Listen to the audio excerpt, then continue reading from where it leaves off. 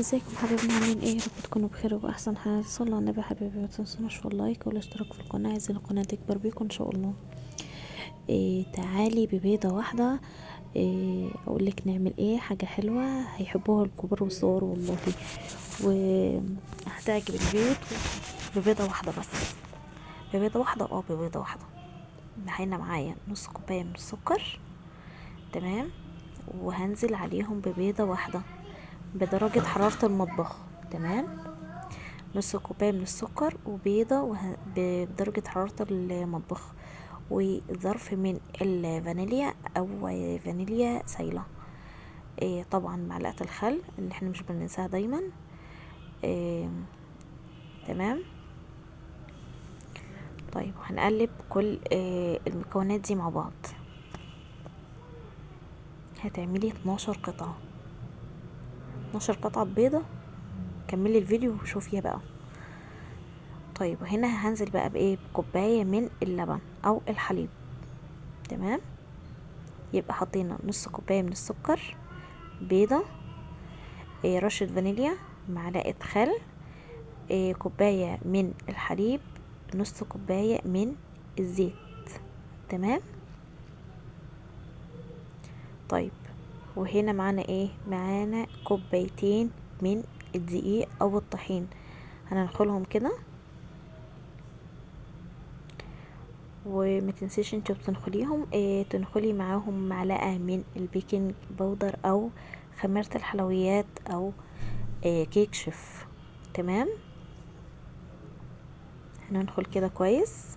دي اول كوباية، هنزل عليها بكوباية تانية اهي، ومعلقة من كيك شيف او خميرة الحلويات او بيكنج باودر.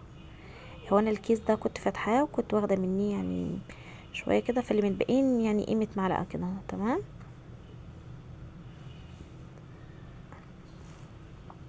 ندخل كده كويس، و نقلب الدقيق مع المكونات السايلة، تمام يا حبايب قلبي.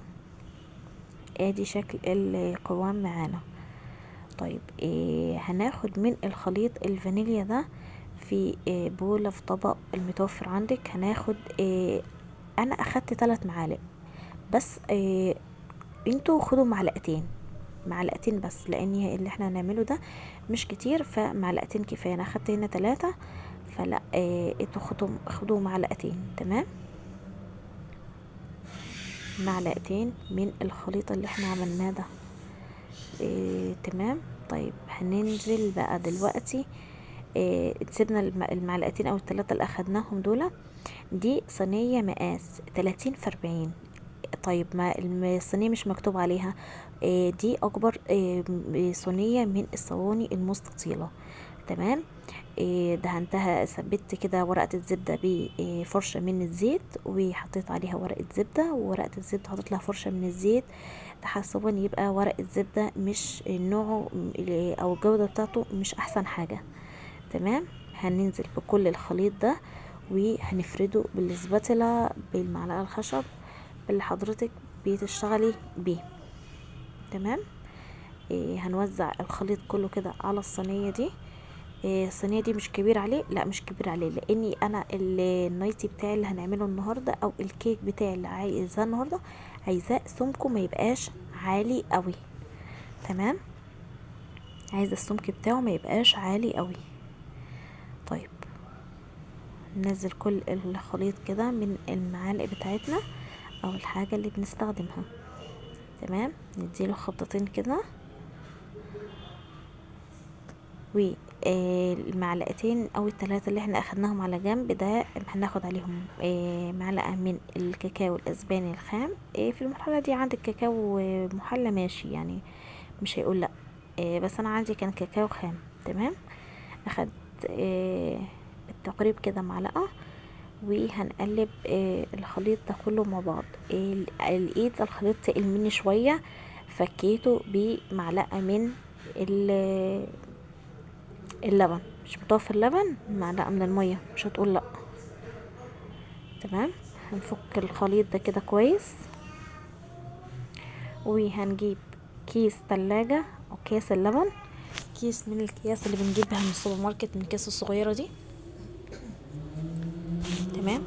وهنفضي الخليط بتاع الشوكولاتة كده في الكيس. تمام. طيب فتحته فتحة صغيرة، وهنعمل ايه دلوقتي؟ هنعمل خطوط بالورب كده. تمام، بالجنب كده اهو زي ما شايفين. الموضوع سهل وبسيط، ان شاء الله يبقى سهل عليكم، ربنا يحسن ما بين ايديكم، تعملوا احسن من كده بكتير. ومتنسوناش بقى في اللايك ودعوة حلوة كده، تشجيع منكم كده اهو. انا عملت اول خطوط كده، وبعدين هرجع اعمل عليها خطوط من فوق تاني. تمام اهو كده.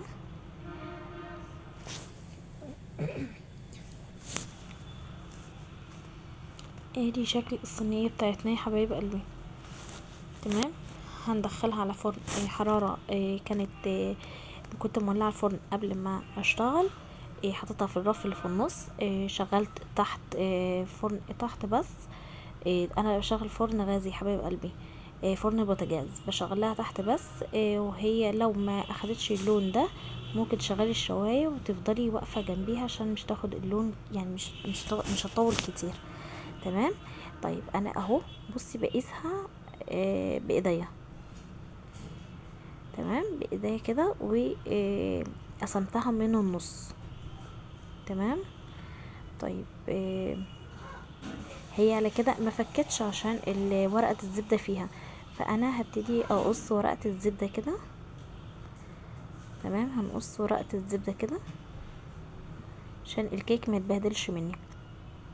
طبعا في المرحلة دي هنسيب الكيك يبرد خالص، مش هينفع نشتغل فيه هو سخن. وطبعا دي المربى اللي احنا عاملينها في البيت، مربى التين، مربى فراولة ماشي، مربى تين ماشي، مربى مش ماشي، المربى المتوفرة عندك او اللي حضرتك النوع الطعم اللي حضرتك بتحبيه. تمام، والاولاد بيحبوه كمان يعني. هنفرد كده المربى بتاعتنا. انا قسمتها نصين.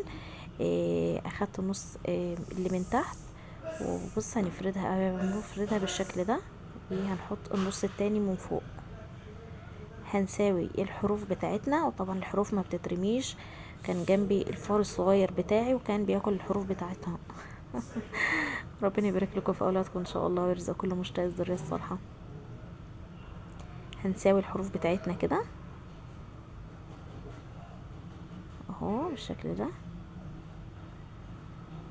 حاجه جميله جدا ومش مكلفه ان شاء الله يعني. اهو يا حبايبي، هتطلعي 12 قطعه منها اهو. كمان انا كنت مكبره القطعه شويه، لو صغرتها كانت هتطلع اكتر من كده. تمام، انا كبرت القطعه معايا شويه اهو يا حبايبي. نقسمها 2 كده، والاتنين هنقسمهم كل واحده 2 تاني اهو. ادي النايت الجميل بتاعنا التحفه الهش الجميل. إيه بيفكرنا بقى بايام زمان، وحاجه نظيفه وضمه نظافتها في البيت طبعا، والشكل تحفه، يعني الشكل بيتكلم عن نفسه. سيبكم من اي حاجه، بصوا شكلها جميل جدا وحلو جدا، ومربى فيها تحفه. ودول الاخرانيين بقى فانا قطعتهم كده يعني اهو. حلوه جدا يا حبايب قلبي، شايفين حلوه ازاي وطريه جدا. جربوها ان شاء الله هتعجبكم.